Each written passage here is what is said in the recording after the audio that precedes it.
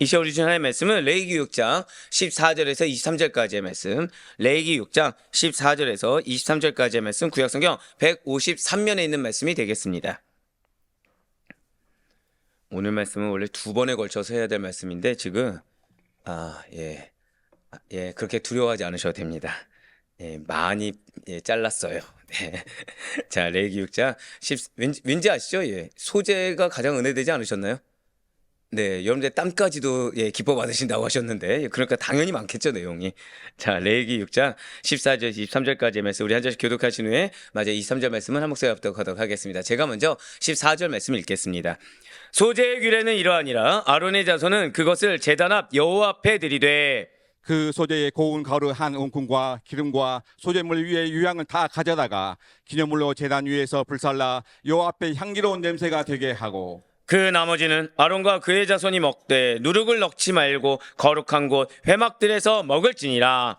그것에 누룩을 넣어 굽지 말라. 이는 나의 화제물 중에서 내가 그들에게 주어 그들의 소득이 되게 하는 것이라. 소재제와 속건제와 같이 지극히 거룩한즉 아론 자손의 남자는 모두 이를 먹을지니 이는 여호와의 화제물 중에서 대대로 그들의 영원한 소득이 됨이라. 이를 만지는 자마다 거룩하리라. 여호와께서 모세에게 말씀하여 이르시되, 아론과 그의 자손이 기름 부음을 받는 날에 여호와께 드릴 예물은 이러하니라. 고운 가루 10분의 1 에바를 항상 드리는 소제물로 삼아 그 절반은 아침에 절반은 저녁에 드리되, 그것을 기름으로 반죽하여 철판에 굽고 기름에 적셔 썰어서 소재로 여호와께 드려 향기로운 냄새가 되게 하라. 이 소재는 아론의 자손 중 기름 부음을 받고 그를 이어 제사장 된 자가 드릴 것이요 영원한 규례로 여호와께 온전히 불사를 것이니 제사장의 모든 소재물은 온전히 불사르고 먹지 말지니라.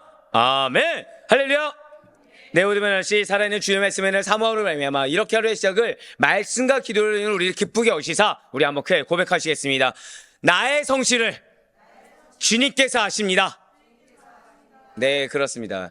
우리의 예배를 기뻐 받으시는 하나님, 그 가운데 어제 많이 피드백이 오더라고요. 지속성, 성실성, 책임. 바로 그러한 예배를 기뻐 받으시는 하나님을 믿는 믿음으로 이렇게 새벽기도에 함께 하시는 우리 모든 성도님들을 주님하여 축복합니다. 이 새벽 우리 계속해서 레위기를 통해서 은혜 받는 귀한 시간 갖고 있습니다. 자, 레위기 어떤 책이라고 말씀드렸습니까? 계속 말씀드렸죠. 5대 세대까지는 주입식입니다. 주입식입니다. 자, 어떤 법이요? 제가 장담하는데 한국교회에서 레위기 하면 제사법, 성결법이 자연스럽게 튀어나올 분들은 여러분들밖에 없을 겁니다. 아멘 나왔어요. 기뻐라. 네, 제사법과 성결법에 대한 얘기죠. 제사법과 성결법에 대한 얘기입니다. 그래서 단순히 그냥 예배에 대한, 제사에 대한 얘기만 나온 것이 아니라 일상생활 속에서도 하나님과 친밀하게 교제할 수 있을 바로 그 거룩을 지키는 책이 바로 이 레위기입니다. 모세오경의 세 번째 책이라고 말씀드렸고요. 가나안 진입 전에, 가나안을 향한 본격적인 행군 전에 기록된 말씀이 레위기라고 말씀드렸습니다. 그래서 핵심 키워드는 거룩입니다. 거룩. 계속해서 거룩이 나온다라고 말씀을 드렸어요. 오늘도 당연히 나오겠죠. 자, 이런 레위기 구조적으로 보면은 두 가지 구조로 나눠진다 했습니다. 1장부터 17장까지가 제사법. 근데 이 예배가 얼마나 중요하냐? 자, 보충은 왜라고요? 그만큼 중요하다고 말씀드렸어요. 부족해서가 아니라 그만큼 중요하기 때문에 관점을 달리해서.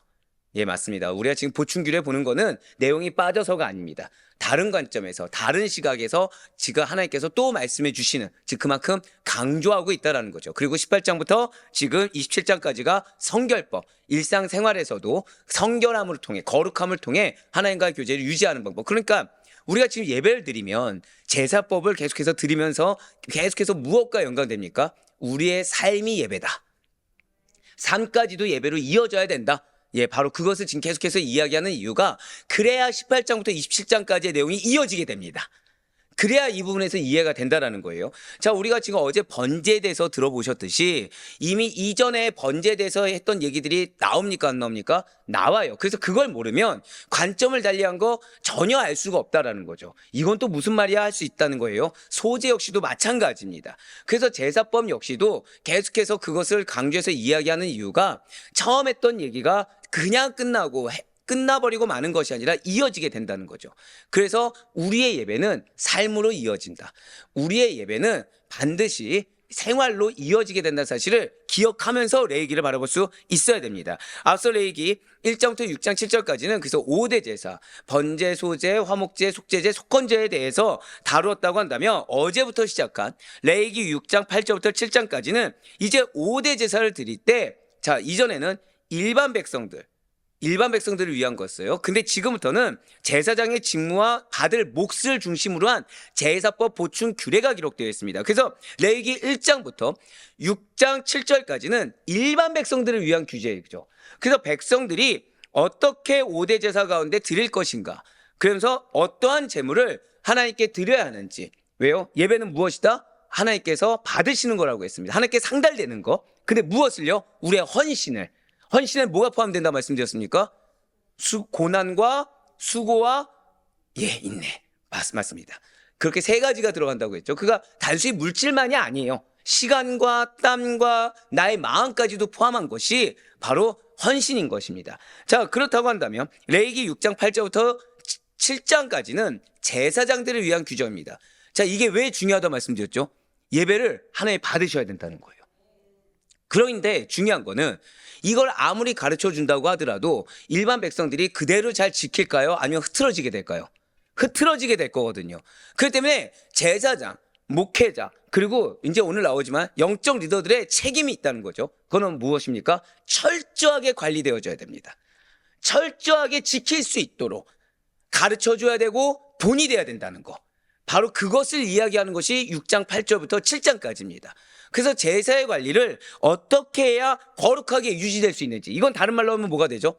제사의 관리를 어떻게 해야 백성들이 예배 드린 것을 하나님께서 기뻐 받으실 수가 있는지, 그거를 이야기하고 있는 것이 6장 8절부터 7장까지라는 거예요. 자, 무엇 때문에 이렇게까지 지금 나누어서 설명하고 명령하고 계신 것입니까? 자, 방금 제가 뭐라 말씀드렸어요? 명령이라고 말씀드렸죠. 어제 계속해서 말씀드렸잖아요. 강력한 명령이다. 그러니까 어떤 인간적인 환경 때문에, 여건 때문에, 그런 것 때문에 봐줄 수 있는 계제일 것이 아니라 반드시 지켜야 될 규례라는 거예요. 왜요? 제사장이 단순히 제사를 집행하는 실무자였기 때문만이 아니라고 말씀드렸습니다.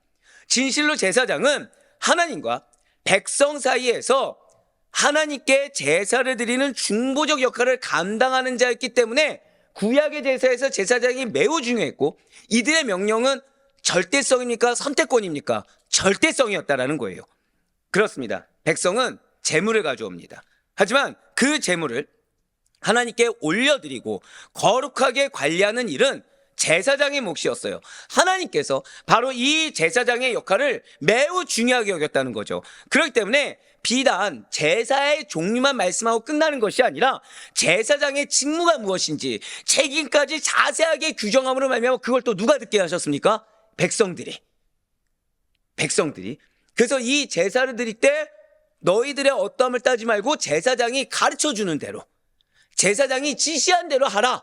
왜요? 하나님께 상달돼야 되기 때문에. 또한 제사장은 장차 오실 예수 그리스도를 예표하는 존재였다라고 말씀을 드렸습니다. 자, 그러면서 오늘날 우리들은 만인 제사장에 의해서 오늘날 우리들 역시도 나 스스로도 내가 만인 제사장에 합당하게 철저하게 지켜야 됩니까? 아니면은 철저하게 지켜야 되겠죠. 철저하게 관리되어야겠죠. 나부터서. 바로 그것을 예표하고 있는 말씀이 바로 지금 우리가 바라보고 있는 본문인 것입니다. 그러면서 오늘 이어지는 본문인 레위기 6장 14절부터 23절까지의 말씀은 소제, 어제 번제 보충규례에 이어서 소제의 보충규례가 되겠습니다. 자, 먼저 14절 말씀을 이어서 보도록 하겠습니다. 소제의 규례는 이러하니라. 아론의 자손은 그것을 제단 앞 여호와 앞에 드리되. 아멘. 자, 뭔가 핵심 메시지들이 지금 보이기 시작하죠. 자, 이 구절은 단순한 제사 절차를 뛰어넘어서 하나님께 제사를 드리는 태도와 거룩함의 의미를 담고 있습니다. 그렇습니다. 이 짧은 구절 속에는 고백하실까요? 예배의 본질, 하나님께서 받으시는 예배의 본질이 무엇인가를 담고 있다라는 거예요. 자, 소제가 어떠한 제사였습니까? 시간 관계상 빨리 말씀드릴게요. 제가 오늘 반주자한테 반주를 좀 빨리 해달라고 할 정도로 오늘 내용이 많습니다. 소제는 곡식의 고운 가루와 기름과 유향을 드리는 제사였어요. 외면적이죠. 그래서 예배자의 삶과 수고와 감사와 헌신을 하나님께 올려드리는 의미를 가진 제사가 소제였습니다. 그러니까 여러분들 직장에서 힘들다 불평하면서 해야 됩니까? 감사하면서 해야 됩니까? 감사하면서. 가정에서 제가 지난번에도 똑같이 설거지만 얘기했던 것 같은데 설거지하면서 감사해야 됩니까? 왜 내 남편은 안 해줘야 됩니까? 역시 감사는 한 명밖에 안 하는 걸로 감사하면서. 왜요? 그게 하나님께서 받으시기 때문에. 그래서 우리가 은혜 됐던 게 요리조차도 하나님께서 기뻐 받으신다. 뭐예요? 아까 감사는 한 명이면서 아멘은 여러 명이. 자, 설거지 청소도 하나님께서 받으실 수 있다라는 거죠. 일상에서. 네, 그렇습니다. 그래서 하나님께서는 단지 생명을 드리는 제사뿐만 아니라 일상의 결실도, 당시 일상의 결실은 곡식이었기 때문에 일상의 결실도 받으신다라는 것을 보여주는 제사가 소제였다는 거죠. 이미 레위기 2장에서 소제의 방법이 자세히 설명된 적이 있습니다. 하지만 오늘 본문에서는 이전에는 누가 대상이었습니까? 일반 백성이었어요. 근데 지금 바라보고 있는 6장 8절부터 7장까지는 누가 대상이죠? 제사장이죠. 맞습니다. 오늘 본문에서는 그래서 제사장이 이 소제를 어떠한 태도로 하나님께 드려야 하는지, 그래서 백성들이 어떠한 점을 놓치지 말아야 되는지를 다시 강조하고 있다는 거죠. 자, 그렇기 때문에 제사를 집행하는 주체가 누구입니까? 네. 혹시 제가 지금 영어로 했습니까? 네? 제사장이죠. 그쵸? 제사를 지금 집행하는 주체는 아론의 후손들, 즉 제사장들입니다. 자, 이들은 하나님과 백성 사이의 중재 역할을 맡았다고 말씀을 드렸어요. 이것은 이 말씀이 왜 중요하냐? 제사는 개인적인 행위이면서도 동시에 무엇을 통해 공동체적인 질서와 하나님께서 부여하신 그 권위를 통해 드려진 것을 강조하고 있다는 겁니다. 그래서 이거를 지금 토라에 기록한 이유가 백성들이 이제 가나안에 들어가요. 땅을 분배 받았습니까? 안 받았습니까? 받았죠. 그럼 나름의 환경들이 있습니까? 없습니까? 자유환경마다 있죠. 자, 그러면은 뭐부터 흐트러지게 된다고 어제 말씀드렸죠? 어제? 말씀드렸잖아요. 번제. 한 번 드렸습니까? 아침, 저녁이었습니까? 아침, 저녁이었죠.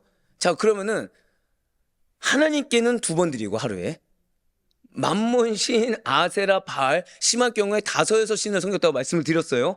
그러면은 어디가 팀이해질까요? 백성들이. 당연히 2번 드리니까 그걸 팀이하게 드릴 수밖에 없겠다는 거죠. 그래서 지금 뭐가 있다는 거예요?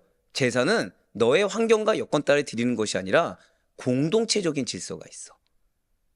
그리고 하나님께서 부여하신 권위가 있어. 이게 뭐냐? 고백하실까요? 나의 위치에 따른 책임이 있습니다. 그거라는 거예요. 그걸 통해서도 받으신다는 거예요. 즉 개인적인 행위에서 끝나는 것이 아니라 그 책임. 그래서 그게 나온 거예요. 지속성, 성실성, 책임의식이 나온 게 바로 그겁니다. 그것까지도 받으신다라는 거예요. 그거를 지금 강조하는 게 뭐예요? 아론과 그의 자손들인 겁니다. 그래서 아론의 자손은 이 말이 담긴 의미가 바로 이거예요. 제사는 개인적인 행위이면서도 동시에 공동체적인 질서와 권위, 책임을 통해서 드려지는 것이다. 그러면서 하나님께서는 단순히 재물을 제단 앞에 가져다 놓는 행위만을 요구하지 않으셨습니다. 지금 노란색으로 표현돼 보면 무슨 표현을 썼죠? 지금 제단 앞이라는 표현 뒤에 여호와 앞이라는 말씀을 덧붙임으로 말미암아 이 제사가 단순한 종교의 행위가 아니라 한번 고백하실까요? 살아계신 하나님 앞에서, 바로 그거예요. 살아계신 하나님 앞에서 드리는 예배이다. 그것을 분명히 하고 계시다라는 거예요. 그렇습니다. 제사는 반드시 여호와 앞, 즉 하나님의 임재를 상징하는 장소에서 이루어집니다. 그 가운데 제단 앞이라는 것은 희생과 헌신이 실제로 이루어지는 자리예요. 거기서 제물을 바치고 제물을 드리기 때문이라는 거죠. 그것은 예배는 형식적인 행위가 아니라 무엇이에요? 하나님 앞에서 드리는 진정성 있는 헌신이 중요하다. 형식적으로. 그래서 아침에 상번제 드렸으니까 저녁엔 좀 팀해야 되겠지, 이게 될 수가 없다라는 거예요. 아침이든 저녁이든 다 뭐가 필요하다? 진정성 있는 헌신이 필요하다라는 것을 보여주고 있다는 거죠. 분명히 이는 제사장에 주신 말씀이지만 오늘날 우리들에게도 해당되는 말씀입니다. 우리는 매주 예배당에 나와서 예배를 드립니다. 하지만 중요한 것은 그냥 예배당에 교회에 나오는 것 자체만이 아니라 내가 정말 하나님 앞에 서 있는가라는 점이에요. 우리의 육신이 예배 자리에 있는 거 매우 중요합니다. 제가 첫 사역을 했을 때 당시에 담임 목사님이 진짜 장로님들을 철저하게 훈련시키셨어요. 근데 당시에 장로님들 어떤 일이 있었냐? 새벽에 나오면 수요에 안 나오는 겁니다.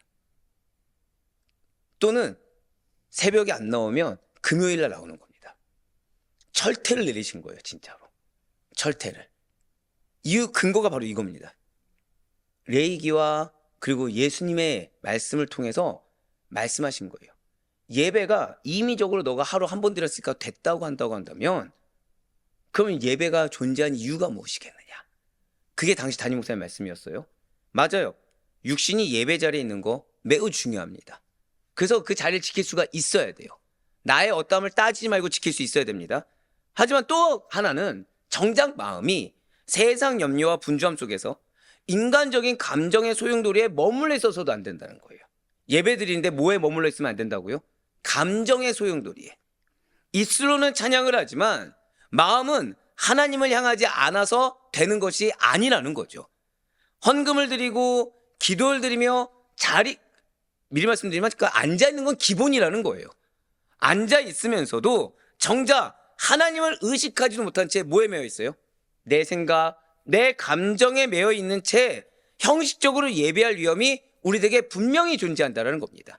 그래서 하나님께서는 계속해서 강조하는 것이 무엇이냐? 신약에서도 우리가 잘 아는 말씀, 코람데요.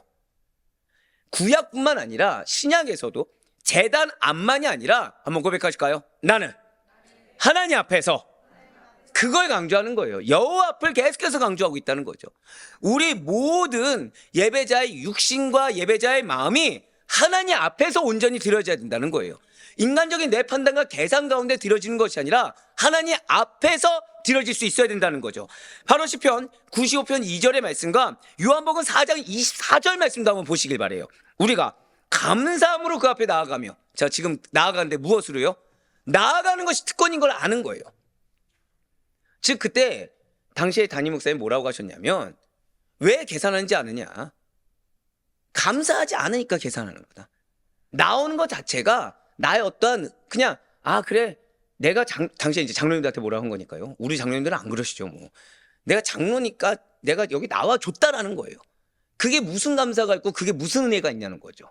그럴 거면 아예 장로직을 내려놓으라고 막 화를 불같이 내시는 거예요. 그래서 전 처음에 왜 저렇게까지 하시지? 부담돼서 나오겠나 그랬어요. 근데 목회를 해보니까 말씀을 알면 알수록 그 담임 목사님 장로님들을 진짜 사랑하신 거더라고요. 왜죠? 예배를 진짜 그분들의 예배를 하나님께서 받길 원하시기 때문에 쓴소리를 하셨던 거예요. 그 역할이 지금 레이기에 기록된 역할인 거죠. 실제 철저히 관리되어져야 됐기 때문에. 사랑하지 않으면 쓴소리를 안 하겠죠. 그렇죠? 사랑하지 않으면 그냥 내버려 두겠죠. 얼굴 표정이 어떻든 몸이 어디 있든. 왜요? 우리의 마음이 표정에서 드러납니까? 안 드러납니까? 드러나기 때문이죠. 신경을 안 쓰겠죠. 근데 사랑하니까 지금 감사함으로 나가야 된다. 그러면서 즐거이 그를 노래하자. 예배 드릴 때 어떻게 해야 돼요? 기뻐서. 왜요? 한번 생각해 보세요. 여러분들이 드린 예배를 하나님께서 기뻐 받으십니다. 기뻐 받으신 예배에 은혜가 있습니다. 그러면 기대가 될까 안 될까요? 기대가 되죠. 나 올 때마다 무슨 은혜를 주실까 기대가 되죠. 그리고 이 예배를 내가 하나님께 올려드릴 때마다 하나님께서 나에게 무슨 은혜를 주실지를 기대하게 되겠죠. 그래서 즐거이 노래할 수가 있는 거예요. 근데 하나님은 어떤 분이십니까? 하나님은 영이시니 예배하는 자가 뭐로 예배하라? 영과 진리로. 우리 이 말씀 이미 배운 적이 있어요. 영과 진리로 예배하는 겁니다. 진정성으로 예배하는 거예요.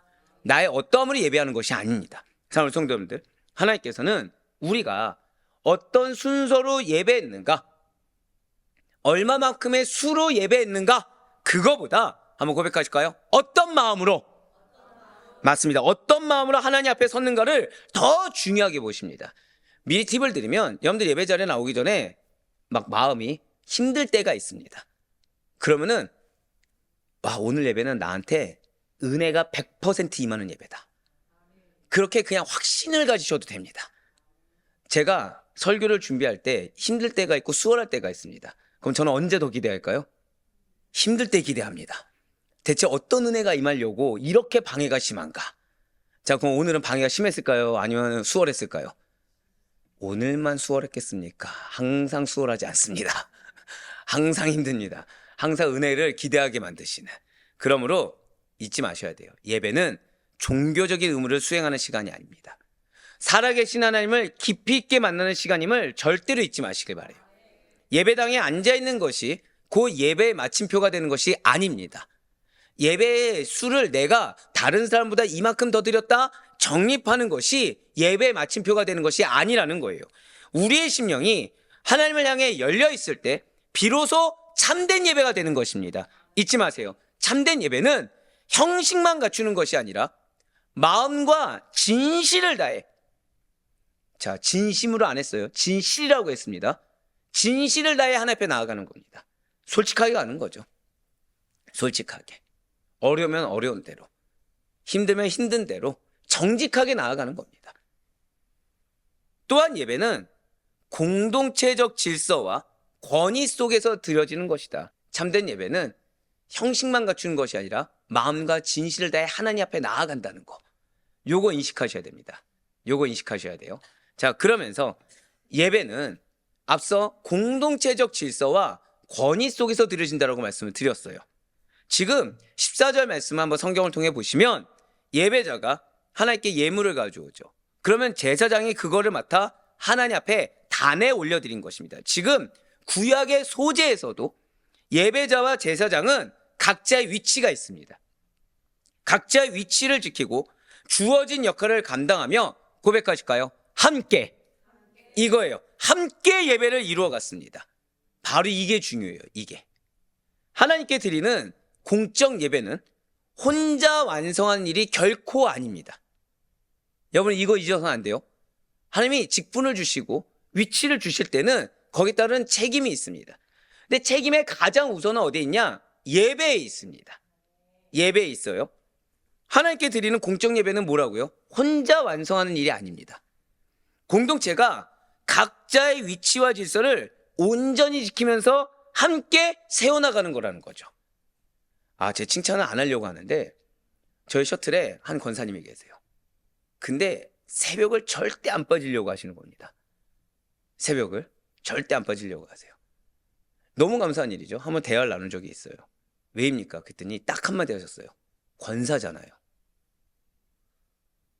와, 제가 참고로 그분은 여기에서 직장이 멉니다. 멀어요. 본인 사는 곳에서 가시는 게 더 빠릅니다. 자, 서울에서 강북구 가는 게 빠를까요? 광명에서 강북구 가는 게 빠를까요? 서울이거든요. 근데 딱 한마디, 권사잖아요. 은혜가 됐어요, 진짜. 너무 감사하더라고요. 너무 감사하더라고요. 솔직히 말씀드릴까요? 돌아가야 되거든요, 그분 집 가려면. 근데 그다음부터는 그 길이 슬프지가 않은 거예요. 힘들지가 않은 거예요. 왜요? 지금 그분은 각자 위치를 지키고 있습니까? 안 지키고 있습니까? 무조건 지키고 있는 거죠. 무조건 지키고 있는 거예요. 이렇게 그러니까 우리는 그런 분들 한 분 한 분이 공적 예배를 이루어가는 겁니다. 지금 그 위치를 지켜감이 이루어가는 거예요. 우리 각 사람이 각자의 위치를 지키면서 주어진 역할을 따라 책임감 있게 온전히 섬길 때 예배는 그때 하나님께서 예배하신 충만함을 맛볼 수가 있는 겁니다. 나 하나쯤이 한 순간 그 충만함이 상실되게 되는 거예요. 왜요? 하나님은 목회자 한 사람을 통해서 예배를 완성시키는 것이 아니라 목회자의 선포되는 메시지를 통해 아멘 했을 때, 각자 위치마다 아멘 했을 때, 그리고 그 위치를 중직들이 지켜나갈 때 완성되게 만들어 놓으셨거든요. 제가 항상 드리는 말씀이 있죠. 저의 설교는 그냥 나옵니까? 아니면 여러분들을 위한 기도를 통해 나옵니까? 그러면 그 기도의 대상자는 있어야 됩니까? 없어야 됩니까? 있어야 되겠죠. 근데 만약에 그분이 저는 또 못했으니까 미리 얘기하지 않잖아요. 없었다고 생각해 보세요. 그러면 예배가 완성될까 안 될까요? 절대 안 된다는 거죠. 절대 안 된다는 겁니다. 왜냐하면 하나님께서는 예배 가운데 고백하실까요? 예배 가운데 하나님의 질서와 부여하신 위치가 있습니다. 그거를 순종하여 지키는 것을 기뻐 받으시고 그것을 은혜의 도구로 만드셨기 때문이라는 것입니다. 그러므로 우리는 예배 자리에서 언제나 두 가지를 반드시 기억해야 돼요. 첫 번째는 나는 하나님 앞에 선자라는 인식. 그래서 중심을 다해 예배해야 된다라는 겁니다. 그러니까 마음에 다른 중심이 있을 수 있다 없다? 없습니다. 없습니다. 그리고 두 번째로는 공동체 안에서 맡겨진 역할을 귀히 여기면서 서로 충성되게 협력해야 됩니다. 각자 위치는 각자가 알 수가 없어요. 하나님만이 아실 수 있습니다. 그렇기 때문에 내가 함부로 판단할 수도 없고, 내가 함부로 정지할 수도 없고, 내가 함부로 결정할 수도 없습니다. 하나님께서 맡겨진 역할이기 때문에 때로는 외로울 수 있죠.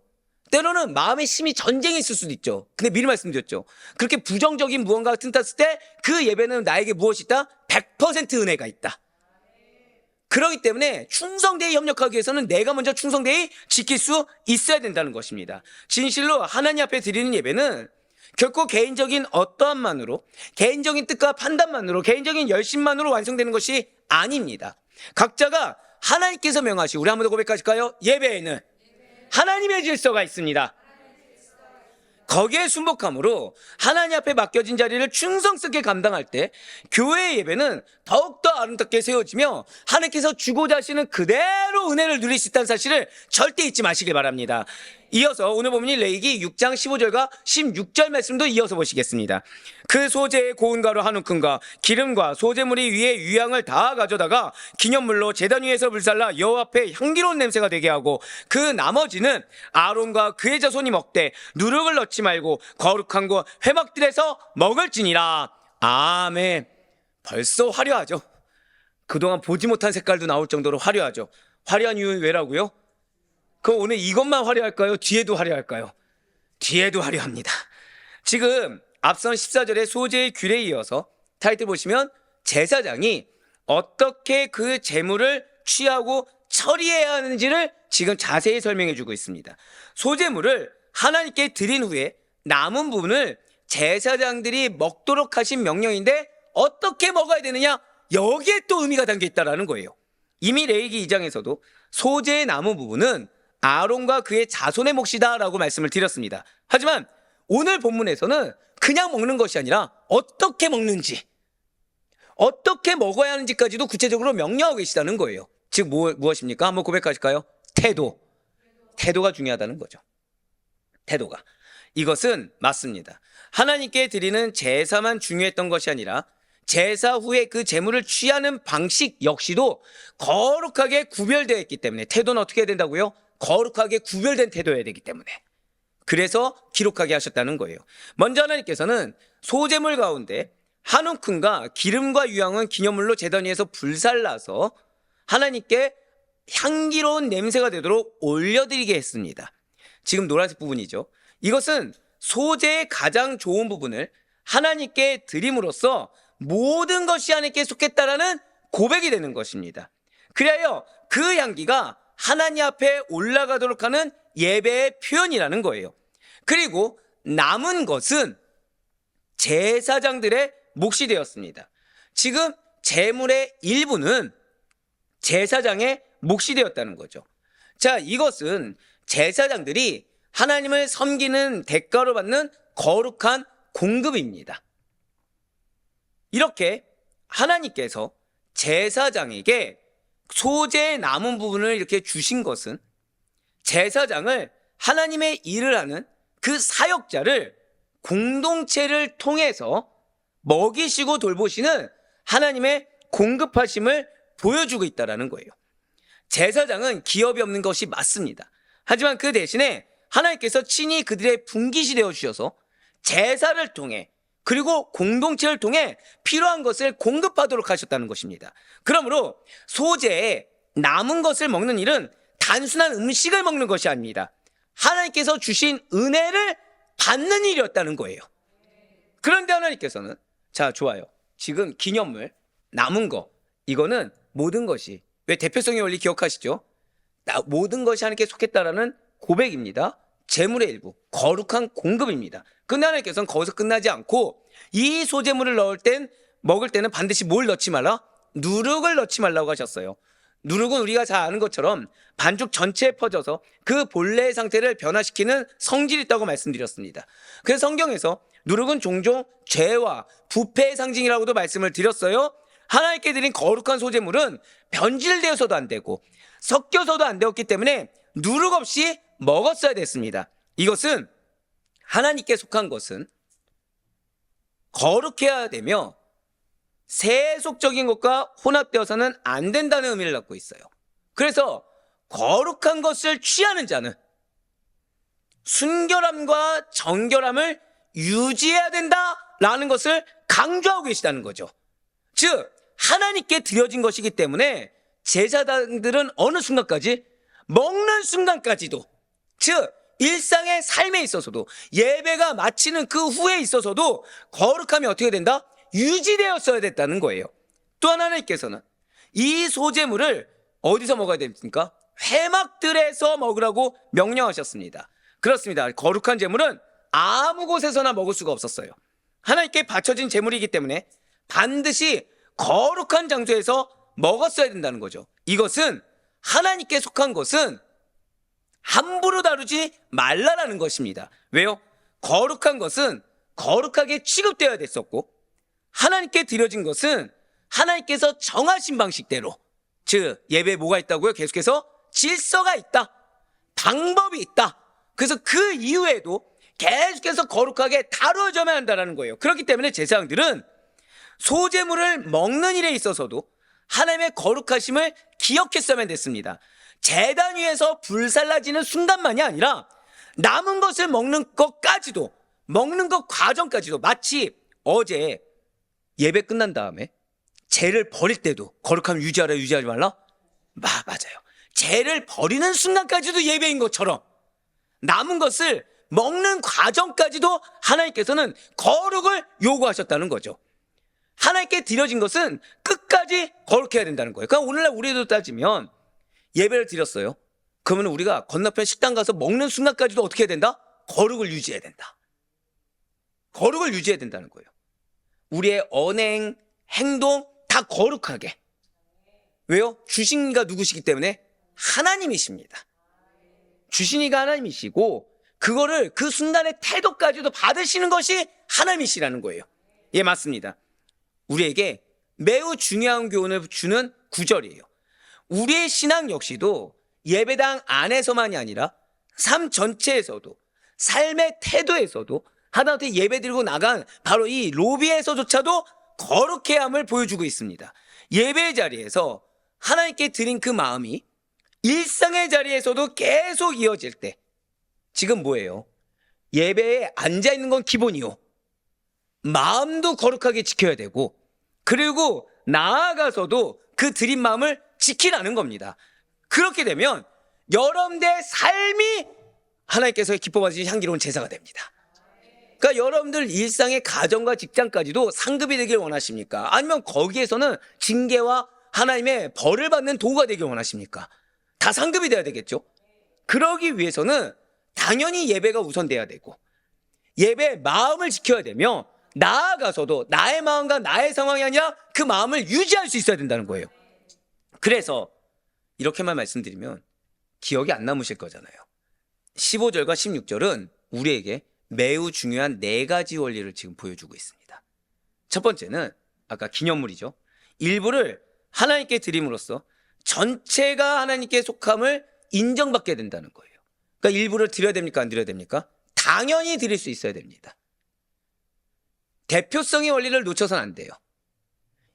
제가 담임이 되고 나서 상당히 많은 것이 변화했는데 그 중에 하나가 무엇이냐? 행동 하나도 조심스럽게 됩니다. 언행 하나도 조심스럽게 됩니다. 어디에서도요? 그냥 밖에서조차도, 길을 갈 때조차도. 왜죠? 저는 아델표교회 담임이라는 하나님의 부여하신 위치가 있거든요. 그렇기 때문에 자, 양들 중에는 연약한 자도 있고 강한 자도 있고 다양하잖아요. 그 모든 걸 누가 짊어지고 있어요? 내가 짊어지고 있기 때문에. 왜요? 그게 이거거든요. 그럼 저 하나 드린 것이 전체가 받는 것이 될 수 있기 때문에 고백하실까요? 나라도. 처음 들으셨습니까? 계속 들었습니까? 그거요. 그게 중요하죠. 나라도. 그리고 두 번째로 하나님께 드려진 것은 끝까지 거룩하게 구별되어 사용되어져야 된다는 겁니다. 그래서 우리는 끝까지 거룩하게 내가 구별된 자세로 있는 것이 중요한 것이지 나의 어떠함이 중요한 자들이 아니라는 거예요. 세 번째로 하나님은 섬기는 자들을 공동체를 통해 거룩한 방식으로 공급하신다라는 겁니다. 이 원리를 놓치셔는 안 돼요. 그리고 네 번째로 거룩한 것에 참여한 사람은 삶 전체의 태도도 거룩해야 된다는 겁니다.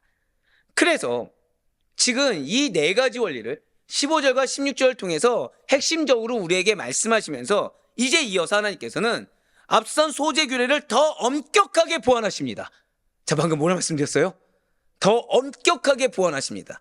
죄송하지만 지금 이 시대가 예배가 얼마나 많이 약화됐냐면 지금 이게 기본인 거예요. 이게 기본인 겁니다. 자, 여러분들 이거 지금 여기까지 말씀드렸을 때 마음이 후련하셨습니까? 불편하셨습니까? 심히 불편하시죠? 왠지 아십니까? 우리가 그 정도로 약화된 예배에 익숙해졌다는 겁니다. 왜 불편하죠? 이대로 못하니까. 근데 자, 레이기 시작 왜 했다고요? 한번 고백하실까요? 나의 예배를 기뻐 받길 원하십니다. 예, 그러니까 뭐가 잘못된지를 알려주시는 거죠. 자, 그런데 지금 여기에 대해서 뭐 한다고요? 더 엄격하게 보완하십니다. 왜요? 은혜를 크게 주길 원하시거든요. 그래서 이 제물이 얼마나 거룩하게 구별된 것인지를 강조하십니다. 왜요? 그래야 지키거든요. 특별히 핵심은 지극히 거룩함이라는 표현이에요. 이어서 오늘 본문 레위기 6장 17절과 18절 말씀 보시겠습니다. 그것에 누룩을 넣어 굽지 말라. 이는 나의 화제물 중에서 내가 그들에게 주어 그들의 소득이 되게 하는 것이라. 속죄제와 속건제 같이 지극히 거룩한즉 아론 자손의 남자는 모두 이를 먹을지니 이는 여호와의 화제물 중에서 대대로 그들의 영원한 소득이 됨이라. 이를 만지는 자마다 거룩하리라. 아멘. 자, 성경의 반복은 왜라고요? 중요하기 때문이죠. 앞선 16조가 연결되어서 소제물로 드리는 가루에 누룩을 넣지 말라고 다시 한 번 더 강조하고 명령하고 계십니다. 왜요? 하나님께 드려진 것은 섞이지 않는 순수함, 그 거룩함을 유지한다. 즉 예배는 무조건 거룩해야 된다. 너의 삶은 무조건 거룩해야 된다 라는 것을 매우 강한 강조로 명령하고 계시다는 거예요. 한번 더 고백하실까요? 명령입니다. 명령이에요. 왜냐하면 그 이유 중에 하나는 소재에 남은 것, 소재물 중 한 움큼을 취해 불살라드리고 남은 것이 누구에게 돌아가야 되죠? 아론의 자손에게 돌아가야 하기 때문입니다. 여러분들 이거 잊지 마세요. 목회자가 거룩을 유지할 수 있도록 도울 책임이 성도에게 있습니다. 지금 이거 그 뜻이에요. 지금 누룩을 넣어 굽지 말라라고. 왜요? 남은 것이 아론의 자손들에게 돌아갈 것이기 때문에. 자, 그럼 아론의 자손들이 먹는 것이 더럽혀져야 됩니까? 거룩해야 됩니까? 거룩해야 거룩한 예배를 집리할 수가 있죠. 그래서 목회자가 거룩을 유지할 수 있도록, 세상 말로 시험 들지 않을 수 있도록 도울 책임이 성도에게 있습니다. 지금 그거예요.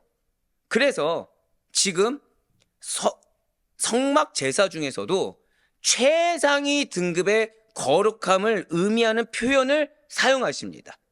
그것이 바로 지극히 거룩한즉, 히브리어로 코데시 코다심이라는 표현을 써요. 이거는 그냥 우리나라 말로 할 수 있는 게 지극히 거룩함입니다.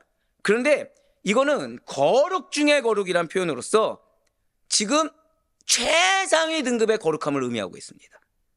그것은 이 제물이 일반적인 종교의 행위가 아니라, 한번 고백하실까요? 하나님 영역에 속한 것입니다. 그 뜻이에요.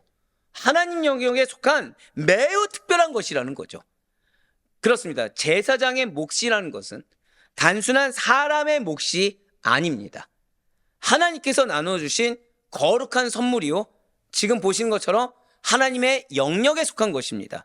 그렇기 때문에 다른 무엇보다도 더욱더 거룩하게 구별되어야만 했다라는 거예요.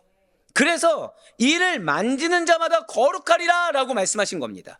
이는 누구든지 함부로 접근할 수도 없고, 허락되어서 하나님께 속한 것을 접하는 자는 그 거룩함을 존중해야 되며 또 존중받아야 되고 자신 역시도 거룩하게 구별돼야 된다는 겁니다. 즉, 죄송합니다. 예배에 관련된 거 함부로 틈탈 수 있다 없다? 없다는 거예요. 없다는 겁니다. 그리고 허락되어서 제사를 담당하는 자는 그 거룩함을 지켜야 되고, 어느 정도요? 철저하게. 그러니까 많은 분들이 사실 저 보면은 괴물처럼 보이시잖아요. 이게 죄송하지만 초대교회에서는요, 특별한 게 아니라 당연한 거였습니다. 그리고 여기서 나오는, 그러니까 이렇게 해서 나오는 예배는 어떻게 된다고요? 존중되어져야 된다. 고백하실까요? 절대성. 반드시 지켜져야 되는 거지. 이런 환경이니까 이렇게 하고 저런 여건이니까 이럴 수가 없다는 겁니다. 그래서 코데시 코다심이라고 지금 쓰고 있는 거예요.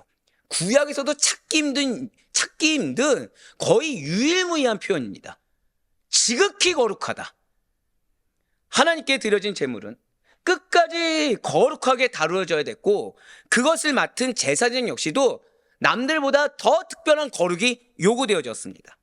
그런데 아론의 자손들 중에 여자들의 경우는 제사장의 몫으로 구별된 소제물을 나눌 수가 없었어요. 속죄제, 속건제와 같이 거룩한 소제제물은 아론 자손의 남자들만 먹어야 했습니다. 이것은 다른 의미가 아니에요. 하나님께서 명하신 당시의 제사 직무 구조와 역할 구분 때문이었습니다. 이것이 무엇이냐? 뭐 남녀를 구분한다 이것이 아니라 거룩한 것에는 접근 자격과 질서가 있다는 뜻입니다.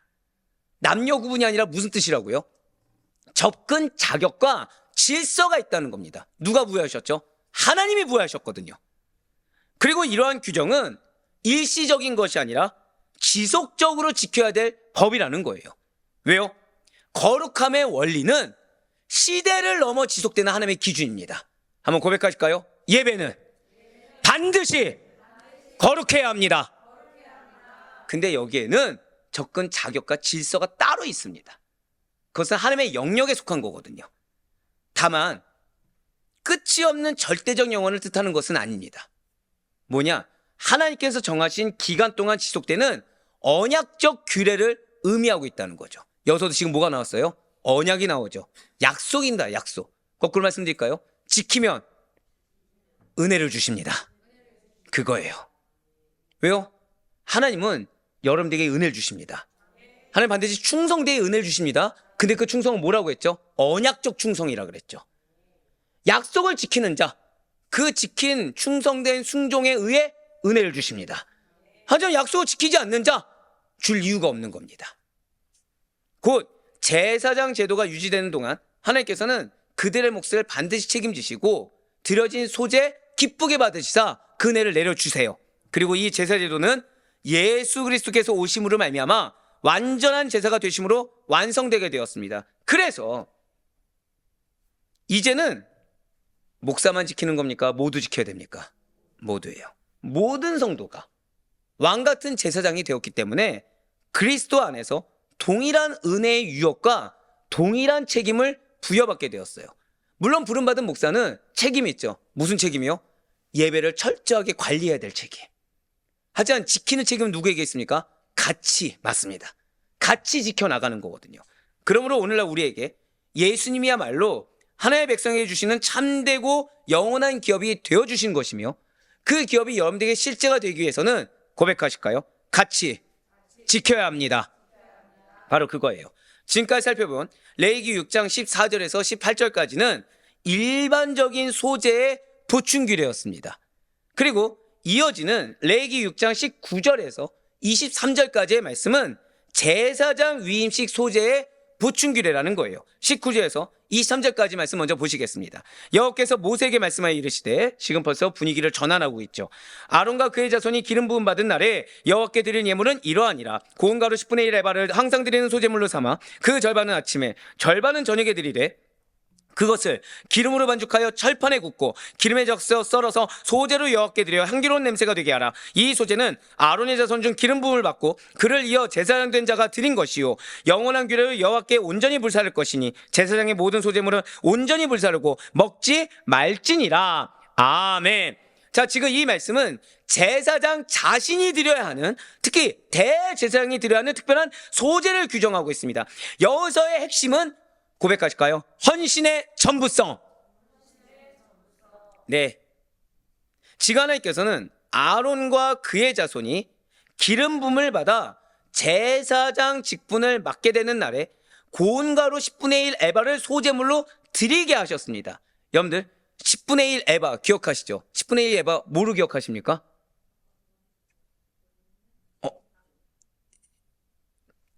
이래서 여러분들은 목회자의 존재 가치를 항상 증명해주고 계십니다. 고백하실까요? 부담되는 만큼. 이제 다 고개 끄덕거리실 줄 알았어요. 예. 자, 그런데 여기서 핵심이 있죠. 그 부담되는 만큼의 소재물을 어떻게 드리라? 아침과 저녁으로 나누어서 절반씩 하나님께 드리도록 명령하셨습니다. 여러분들이 얘기한 게 아니에요. 지금 이거 누구라고요? 대제사장이 그렇게 드리도록. 즉 왜입니까? 그렇게 먼저 본이 돼야 돼요. 본이 되면 백성들은 따라서 해야 됩니다. 자, 이제 제가 왜 그렇게 하는지 아시죠? 그게 정상인 거예요. 우리 목사님은 왜 우리를 불편하게 해? 그게 정상인 겁니다. 죄송하지만. 여러분들의 책임은 뭐라고요? 같이 따라 이행하는 겁니다. 예, 맞습니다. 또한 하나님께서는 이 소재물을 기름으로 반죽하여 철판에 굽고 다시 기름에 적셔 썰어서 누구에게 드립니까? 하나님께 드리는 겁니다. 하나님께 드리는 거예요. 그리고 이렇게 소재 제물을 마련하는 모든 과정을 대제사장이 다 책임져야만 했습니다. 죄송하지만 책임이 있어요. 그래서 쓴소리하고, 그래서 본이 되는 거고, 그래서 좁은 말로 권면하는 거고. 왜요? 책임이 부여됐기 때문에. 특이한 점은 일반 백성이 드리는 소재는 일부만 하나님께 불살라 드리고 나머지는 제사장의 몫이 되었지만, 제사장이 드리는 소재는 전부를 하나님께 불살라 드려야 됐다는 것입니다. 즉 제사장이 드린 소재 가운데 자신의 몫으로 남겨둘 것이 전혀 없어야 한다는 뜻이에요. 맞습니다. 모두 다 하나님께 올려드려야 됐습니다. 이것은 제사장의 헌신은 부분적인 것이 아니라 온전한 헌신이어야 함을 보여주고 있다는 거예요. 왜냐하면 제사장은 하나님께 특별히 구별된 자였기 때문에 하나님을 향한 헌신 또한 분명하고 완전했어야 됐다는 거죠. 불분명하거나 일부나 그런 것을 남겨둘 수가 없었다는 거예요. 이는 제사장이 자신의 유익을 구하는 자가 아니라 자신 전체를 하나님께 드리는 자여야 함을 의미했다는 것입니다. 이거를 표를 참고하시면 좀 더 이해가 빠르세요. 자, 일반 백성의 소재는 사용이 일부는 하나님, 일부는 제사장에게 드렸습니다. 그 의미는 감사와 헌신이었고 특징은 나눌 수가 있었어요. 근데 제사장의 소재는 달랐다는 거죠. 전부 다 하나님께 드리는 겁니다. 이거는 완전한 자기 헌신이고 전적인 드림이라는 특징이 있었어요. 그러면서 23절의 말씀을 다시 한번 더 기억하시길 바라요. 제사장의 모든 소재물은 온전히 불사르고 먹지 말지니라. 아멘. 제사장 소재를 어떻게 드리라고요? 온전히 드리라는 겁니다. 맞습니다. 제사장의 소재는 하나님 앞에 자신을 남김없이 드리는 온전한 헌신의 표현이었어요. 그리고 이 구절을 통해 하나님께서 말씀하신 뜻은 결코 그 의미가 작지가 않습니다. 먼저는 고백하실까요? 자기 자신을 위한 제사는 없습니다. 제사장은 하나님께 드리는 자입니다. 그 제사를 통해 이익을 취하는 자, 그 제사를 통해 나의 어떤 유익을 남기는 자가 아니라는 거죠. 순종하고 온전히 하나님께 자신을 드릴 때 하나님께서 책임지시는 겁니다. 자, 하나님은 언제 책임지신다고요? 순전하고도 온전하게 하나님께 나를 드릴 때. 그래서 제가 처음에 목회 시작했을 때 담임 목사님이 장로님도 혼냈던 이유가 바로 그거예요. 온전히 예배에 헌신될 수 있어야 되는데 계산을 해버린 거죠. 나는 수요일날 새벽 들었으니까, 또는 나는 금철 나올 거니까, 그거를 혼내셨다는 거예요. 그래서 당시에 이제 충역교회에서는 7시부터 9시까지 금철을 드렸습니다. 굉장히 이르죠. 그 다음에 어디로 갔을까요? 기도원으로 갔어요. 여기 중직이 들어가야 됐을까요? 안 들어가야 됐을까요? 들어가야 되는데 환경과 여건이 있으니까 필히 들어가야 될 교구를 마련해놓고 나머지는 최대한 들어가도록 독려했습니다. 대신 뭐는 지켜야 돼요? 교회에서 드린 예배는 지켰어야 됐어요. 그게 책임이었습니다. 왜죠? 자기 자신을 위한 제사가 없었기 때문에. 예배는 하나님을 위한 겁니다. 내가 중심되는 게 아니에요. 두 번째로 완전한 헌신을 의미합니다. 토탈이에요, 토탈. 제사장 자신의 제사는 앞서 1번이랑 거의 비슷하죠. 100% 하나님께 드려지는 것입니다. 마지막으로 리더의 더 높은 기준입니다. 어쩌면 이게 제일 중요한 부분이죠. 하나님을 섬기는 사람일수록, 영적 리더일수록 더 엄격한 헌신을 요구하십니다. 오늘날 우리 역시 하나님 앞에 일부만 드리는 신앙이 아니라 삶 전체를 하나님께 드리는 온전한 헌신의 예배자가 되어야 됩니다. 한번 고백하실까요? 만인 제사자. 맞아요. 주일 예배 한번 드렸다고 해서 내 할 일을 다 했다고 여기서는 안 되고, 앞서 있었던 그 사례처럼 뭐 이렇게 계산해 가면서 뭐 오늘 교회 한번 나왔으니까 그 다음엔 안 나와도 되겠지, 이게 아닙니다. 교회의 일은, 오늘 이 소재가 왜 중요하냐, 보충규례 결국 무엇이죠? 이전에 이 소재의 말씀은 여러분들의 삶의 중요성이었어요. 그렇죠? 근데 지금 오늘 보충규례의 중요한 것은 다 같이 함께 해야 된다는 거예요. 다 같이 위치와 책임이 있다라는 겁니다. 교회 일은 다 교역자나 다 일부 여유 있는 직분자만 헌신하고 맡아서 하는 것이지, 나는 지금 환경과 여건이 안 되니까 괜찮아고 여기는 잘못 여기는 성도님들이 계십니다. 그렇다고 해서 그럼 이 예배의 질서와 교회의 질서를 말씀 가운데 가르쳐주고 설명하면 순복하냐? 또 그것도 아닙니다. 그동안에 가보면, 그동안에 부목사 생활을 많이 해봤더니 다 비슷하더라고요. 말하시는 분들은 꼭 말로 끝납니다. 핑계는 핑계를 놨습니다. 자신이 원하는 대로 말하고, 자신이 원하는 대로 행동하고, 자신이 원하는 대로 그냥 결정 지어버려요. 하지만 성경은 결코 그렇게 말하고 있지 않습니다. 목사뿐만 아니라 모든 성도들을 하나님의 제사장이라고 말씀하고 있어요. 교회는 주님의 몸된 교회입니다. 믿으십니까? 그래서 모든 사역과 책임은, 위치는 하나님께서 부여하셨습니다. 그렇기 때문에 그 질서와 그 말씀에 따르지 않고 책임감 있게 순종하지 않는 것은 스스로의 제사장으로서의 직무를 유기하는 잘못을 범하는 것이요, 은혜가 필요하다고 말은 하면서 은혜를 받을 만한 통로로서 문을 열지 않고 오히려 문을 닫아버리는 가장 어리석은 행위입니다. 사랑하는 우리 성도 여러분들, 진실로 신앙에서의 직분과 리더십은 특권이 아니라 더 큰 책임입니다. 우리는 하나님께 드리는 헌신을 하고, 그것을 하나님께서 기뻐 받으시사 받으신 은혜를 내려주시는 거지, 자기 만족을 위한 헌신을 하는 자들이 우린 아니라는 거예요. 그래서 우리 심리학 용어 들어보신 적 있죠? 자기 확장. 바로 그래서 나온 말씀이에요. 우리는 자기 확장의 길을 걷는 자들이 아니라 복음 확장의 길을 위해서 헌신되는 자들입니다. 그리고 그렇게 헌신되는 자, 누가 책임지신다는 거예요? 하나님께서 책임지시는 것이고, 그렇기 때문에 여러분들을 거룩하게 구별된 자리를 지키시도록 하나님께서 말씀하고 계신 것입니다. 그렇기 때문에 그 헌신은 남는 것을 드리는 것이 아니라 우선순위의 중심을 드리는 겁니다. 자신의 삶 일부가 아니라 삶 전체를 드리는 태도가 중요하기 때문에 마음에서부터 예배와 하나님이 우선돼야 된다는 거예요. 사랑하는 성도 여러분들이 영적 리더로 부름받았습니다. 그래서 하나님은 여러분들에게 말씀을 주시는 거고, 이 말씀은 듣고 흘리라고 주신 말씀이 아니라, 한 번 더 고백하실까요? 말씀에 대한 순종을 통해 반드시 역사하십니다. 그걸 잊지 마시길 바라요. 지금 우리는 예배학교로 나아가고 있어요.